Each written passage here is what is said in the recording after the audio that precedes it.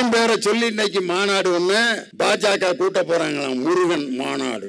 ஏற்கனவே எங்கள் தலைவர் முத்தமிழ் முருகன் மாநாடுன்னு பழனியில நடத்திட்டார். அந்த பழனியில நடத்தின மாநாட்டுக்கு யார் யார் வந்திருந்தது தெரியுமா? திருவாவடுதுறை ஆதீன சுவாமிகள் வந்திருந்தாரு, திருவண்ணாமலை ஆதீன சுவாமிகள் வந்திருந்தாரு, திருப்பனந்தாள் ஆதீன சுவாமிகள் வந்திருந்தாரு, குமரகுரு சுவாமிகள் வந்திருந்தாரு, மருதாச்சல சுவாமிகள் வந்திருந்தாரு, குன்றக்குடி பொன்னம்பல அடிகளார் சன்னிதானம் அவர்கள் வந்திருந்தார்கள். இத்தனை சன்னிதானங்களையும் மேடையிலே அமர்த்தி மாநாடு நடத்தியவர் நம் தளபதி மு.க. ஸ்டாலின். யாருக்கு? முருகனுக்கு. ஆனா முருகன் பார்த்துட்டு இருக்காரு, இப்போ ஒரு மாநாடு நடத்த போறாங்களாம். முருகன் நினைக்கிறாரு, டேய் ஏற்கனவே தமிழ்நாடு முதலமைச்சர் ஒரு மாநாடு நடத்திட்டாரா, நீங்க என்னைய பயன்படுத்தி ஓட்டு வாங்குறதுக்கு தான் என்னைய பயன்படுத்துறீங்களே ஒழிய உண்மையான பக்தியுடன் நீங்கள் மாநாடு நடத்தல. உண்மையான பக்தியோட மாநாடு நடத்தியது இந்து சமய அறநிலைத்துறை சார்பா எங்கள் தளபதி மு.க. ஸ்டாலின் தாயான். நாகூர் ஆண்டவருக்கு 40 நாள் விரதம் இருந்து அந்த போர்வையை நெஞ்சு அந்த சந்தனக்கூடு விழாவுக்கு அந்த போர்வையை கொண்டு வருபவர் ஒரு இந்து சகோதரர். இப்படி இந்துவும் முஸ்லிமும் ஒற்றுமையாக வாழ்கின்ற ஒரே நாடு நம் தமிழ்நாடு. இந்த இடத்துல இந்து முஸ்லிமை பிரித்து ஆளுகின்ற அமித்ஷாவின் கும்பலை ஓட ஓட விரட்டுகின்ற பெரியாரின் பேரன் யார் என்றால் எங்கள் முத்துவேல் கருணாநிதி ஸ்டாலின் என்ற அந்த முதல்வர் தான். இந்த நோட்டீஸ்ல பேர் போட்டு ரைட் போட்டு கொடுத்திருக்காங்க. நான் எல்லாத்தையும் வாசித்தனா ரவு பகலாகி ராவணன் கதையாயிரும். பின்னால பாத்தீங்கன்னா ஒரு 2500 பேர் இருக்கு. சீசரை பெற்ற தாய் நாட்டை ஆள்வதற்கு பெற்றால், காமராசரை பெற்ற தாய் கல்விக்காக இந்த நாட்டுக்காக பெற்றால், ஆனால் எங்கள் நாசரை பெற்ற தாயோ மக்களுக்கு சேவை செய்வதற்காக எங்கள் அருமை தம்பி நாசரை இந்த மண்ணிற்கு பெற்றுக் கொடுத்திருக்கக்கூடிய, ஆட்சியில் பொறுப்பில் இருந்தாலும் இல்லாவிட்டாலும் ஒரே மாதிரி இருக்கக்கூடியவங்க ஒரு சில பேர் தான். அமைச்சராக இருந்தபோது எப்படி இருந்தாரோ, அமைச்சராக இல்லாத போது அதைவிட அதிகமாக உழைத்தார். அந்த உழைப்பிற்கும் பொறுமைக்கும் கிடைத்த மதிப்பு தான் மீண்டும் எங்கள் தளபதியார் அவரை அமைச்சராக்கி அழகு பார்த்திருக்கக்கூடிய அந்த உழைப்புக்கு சொந்தக்காரர் என்னுடைய அருமை தம்பி. வந்து உட்கார்ந்திருக்க சகோதரிகள்லாம் என்னையும் பார்க்குறாங்க, இந்த குடத்தையும் பார்க்குறாங்க. குடத்தை ஒரு பார்வை, என்னையும் ஒரு பார்வை. அதில் ஒரு அம்மா நினைக்கிறாங்க, டிவியிலே 1.5 மணி நேரம் பேசுவானப்பா, இவன் எப்படி பேசி முடிக்கிறது, நம்மெல்லாம் வீட்டுக்கு போகிறது இந்த குடத்தை வாங்கிட்டு வேற யாரையாவது பேச கூப்பிட்டுருக்க கூடாதா, இந்த ஆளை போய் கூட்டி வந்திருக்கீங்களேன்ட்டு. ஆனால் என் சகோதரிகளுடைய மலர்ந்த முகத்தை பார்க்கும்போது உங்களை கண்டிப்பாக நான் கடுமையாக சோதிக்க போகிறதில்ல. நீங்கள் எவ்வளவு ரசிக்கிறீர்களோ அதுக்கு தகுந்த மாதிரி பேசுவேன். ஒருத்தர் எந்திரிச்சா கூட நன்றி வணக்கம்னு முடிச்சிருவேன். நான் இப்படித்தான் மதுரையில் சொன்னேன், எந்திரிச்சு போகிறதா இருந்தால் தயவுசெய்து தனித்தனியாக போங்கன்னு. ஒரு கிளவி எந்திரிச்சு 30 பேர்த்த கூட்டிகிட்டு போயிடுச்சு.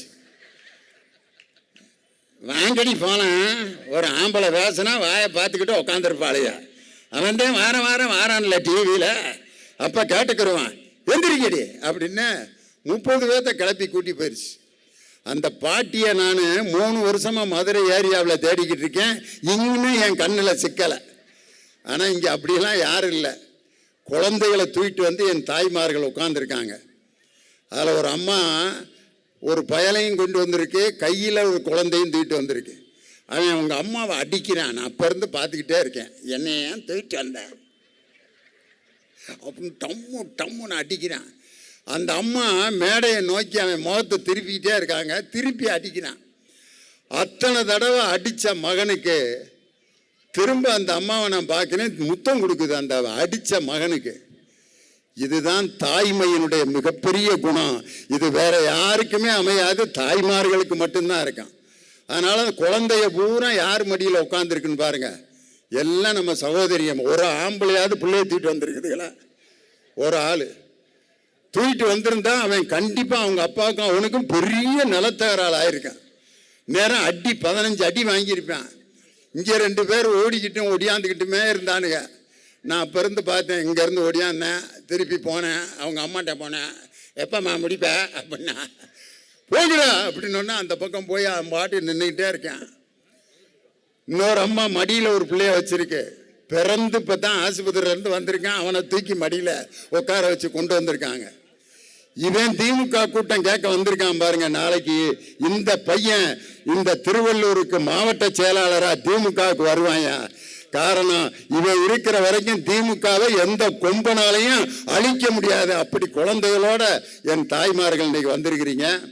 யாருக்கு இன்னைக்கு பிறந்த நாள்? நம் முத்தமிழறிஞர் டாக்டர் கலைஞருக்கு பிறந்த நாள்.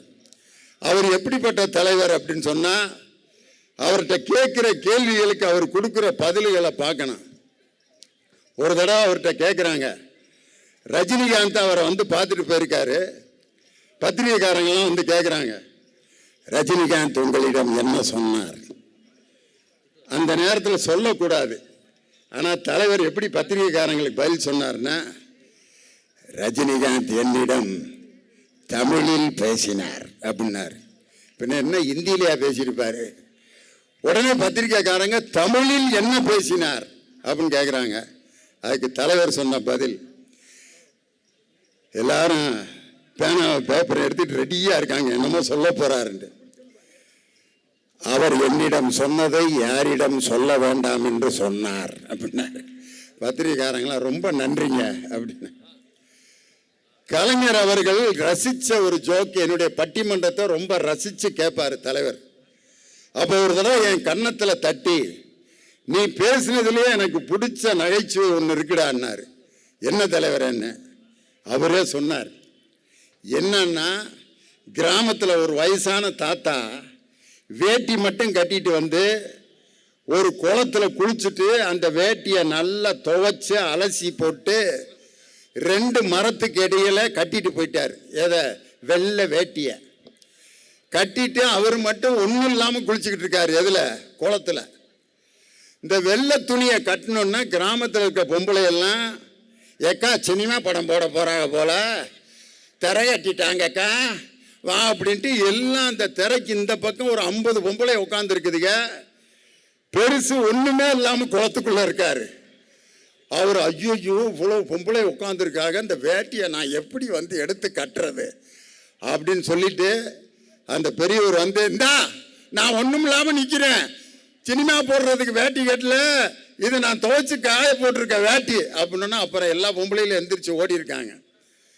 ஒரு சினிமாவினால் பெண்கள் எப்படி கவரப்படுகிறார்கள்ங்கிறதுக்கு நான் சொன்ன நகைச்சுவையை, நான் பட்டிமன்றத்தில் சொன்னதை கேட்டு ரசித்து மீண்டும் என் கன்னத்தை தட்டி பாராட்டிய தலைவர் தான் முத்தமிழறிஞர் டாக்டர் கலைஞர் என்ற அற்புதமான தலைவர். அப்படிப்பட்ட ஒரு அருமையான ரசிகர். அதனால தான் இந்த கூட்டத்தில் நான் எவ்வளோ நேரம் பேசுறதுன்னு திருமலைகிட்ட கேட்கல. ஏன்னா பிரைஸ் வாங்க வேண்டிய பிளேயர்கள்லாம் வந்துட்டாங்க பனியனை போட்டுட்டு.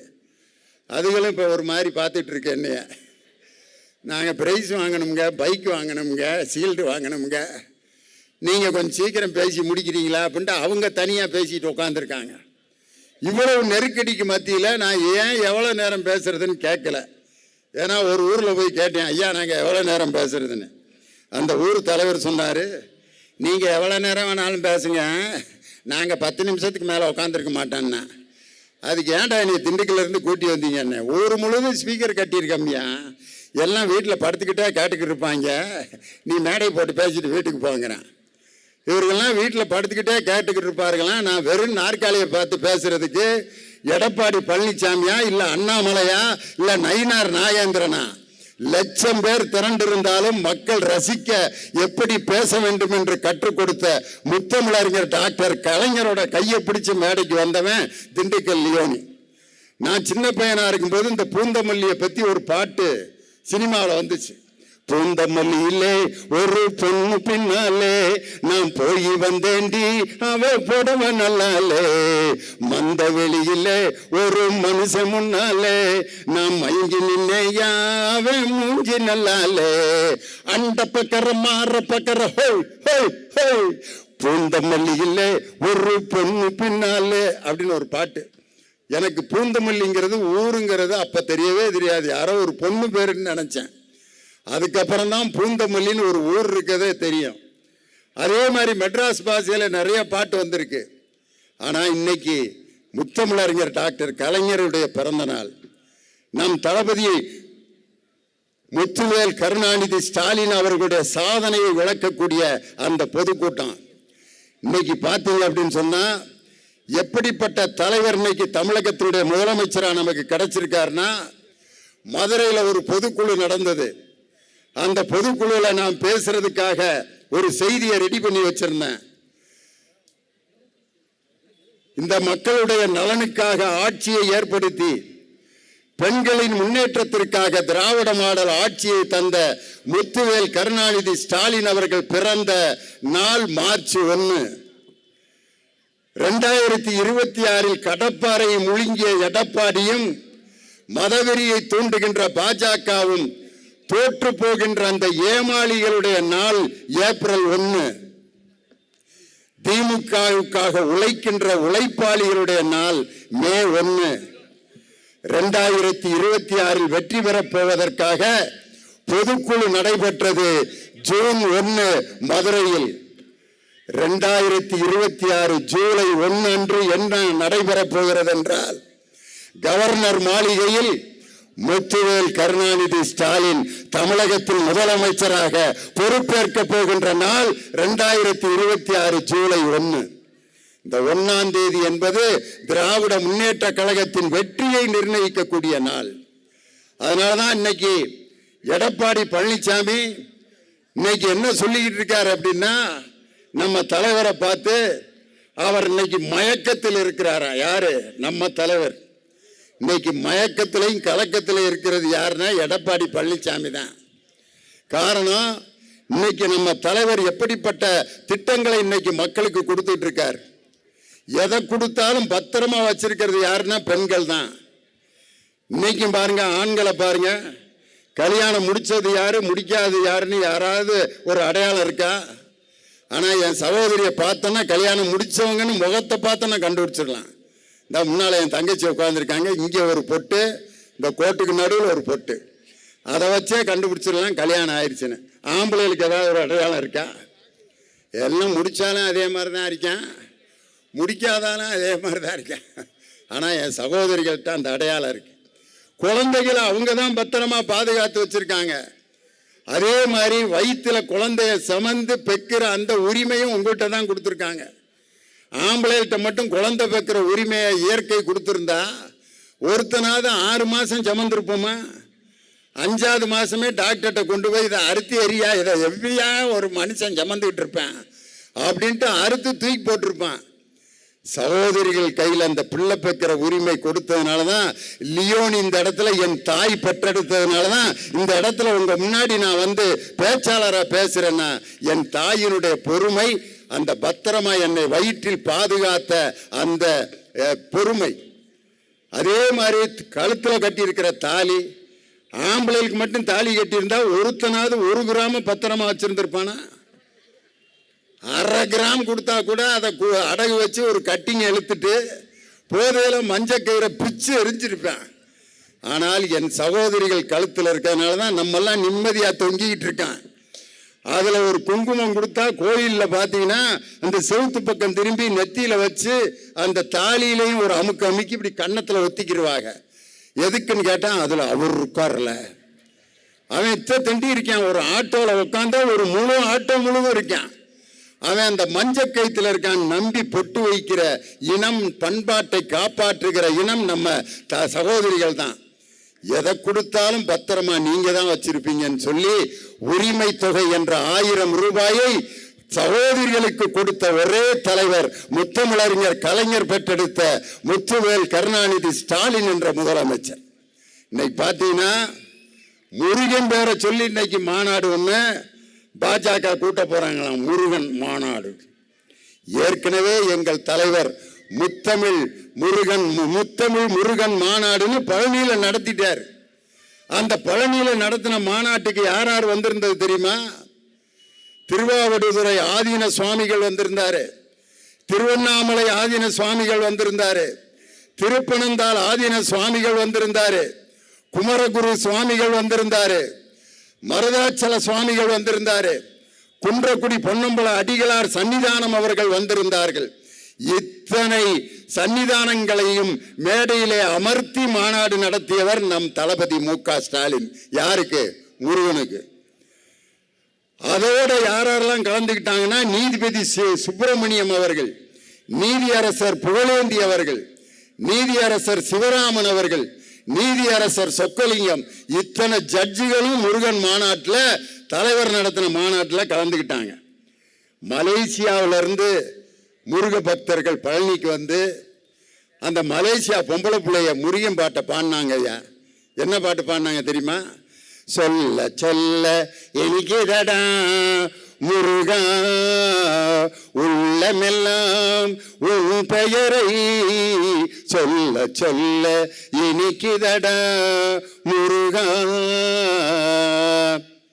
கனடால இருந்து வந்த தமிழே தெரியாத முருக பக்தர்கள் தமிழ்ல ஒரு பாட்டை எழுதி மேடையில் பாடினாங்க. என்ன பாட்டு பாடினாங்க தெரியுமா? மன்னானாலும் திருச்செந்தூரில் மன்னாவன், ஒரு மரமானாலும் பழமுதிர்ச்சாலையில் மரமாவன்.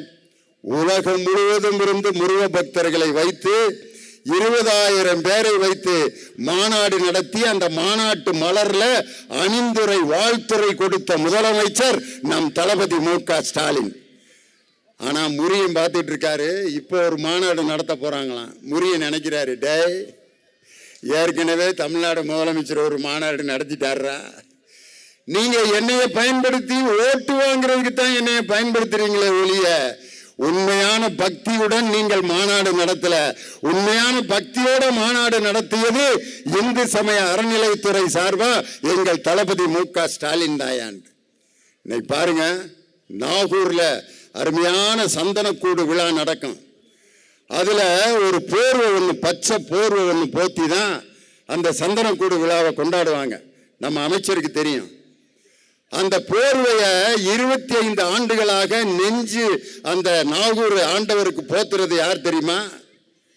பழனி ஆண்டி பிள்ளை என்ற ஒரு இந்து சகோதரருடைய குடும்பம் தான் விரதம் இருந்து அந்த பச்சை போர்வைய நெஞ்சு நாகூர் ஆண்டவருக்கு 40 நாள் விரதம் இருந்து அந்த போர்வையை நெஞ்சு அந்த சந்தனக்கூடு விழாவுக்கு அந்த போர்வையை கொண்டு வருபவர் ஒரு இந்து சகோதரர். இப்படி இந்துவும் முஸ்லிமும் ஒற்றுமையாக வாழ்கின்ற ஒரே நாடு நம் தமிழ்நாடு. இந்த இடத்துல இந்து முஸ்லிமை பிரித்து ஆளுகின்ற அமித்ஷாவின் கும்பலை ஓட ஓட விரட்டுகின்ற பெரியாரின் பேரன் யார் என்றால் எங்கள் முத்துவேல் கருணாநிதி ஸ்டாலின் என்ற அந்த முதல்வர் தான். மதத்தால் நம்ம மக்களை யாரும் பிரிக்க முடியாது. பக்கத்தில் உட்காந்துருக்கீங்களே, யார் என்ன மதம்னு கேட்டால் உட்காந்துருக்கீங்க. நாங்கள் உட்காந்துருக்காரு ஒருத்தர், பக்கத்திலே பாய் உட்காந்துருக்காரு, பக்கத்திலே சிலுவை போட்டு உட்காந்துருக்காரு, விபூதி போட்டு உட்காந்துருக்காரு. 3 பேர் இன்னைக்கு ஒன்னா உட்கார்ந்து இருக்கிறோம் அப்படின்னு சொன்னா இந்த ஒற்றுமையை உருவாக்கிய இயக்கம் திராவிட முன்னேற்ற கழகம் என்ற அந்த அற்புதமான இயக்கம் தான். இந்த ஒற்றுமையை சிதைக்கின்ற பாஜகவின் மதவெறியை தூக்கி எறியக்கூடிய காலம் 2026 எங்கள் தளபதி மு.க. ஸ்டாலின் அமைத்த கூட்டணி.